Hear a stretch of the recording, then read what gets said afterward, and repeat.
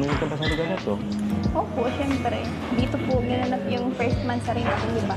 Tsaka dito mo rin po binigyan. Ay, oo. Ay, si Jung. Yung first mansari.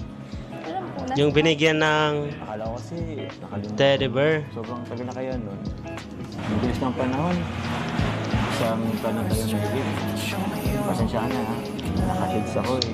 Ay, bakit po? Medyo mapula kasi ng konti yung mata ko. Patingin nga po. Ha? Huwag na. Namiss mo lang yata yung kagapuan nito. Patingin nga po. Huwag na. Huwag na, baka mawan ka pa. Oo. Pero, yun. Gusto ko lang sabihin na, congratulations. Another blessings na naman sa atin. Sa'yo, lalo na. Kaya nga po eh. Minsan nga po nahihiyan na ako. Sobra-sobra na po ay.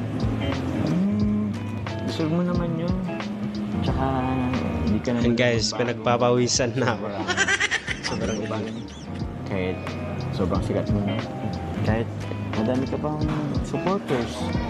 Alam ko, dadami pa yan. Kaya nga, nilaba ko lalo sa'yo eh. Wala naman po akong dapat ipagmalaki. Siyempre, sila po yarap naman po yung dahilan ng lahat ng ito. Ang kalinaw.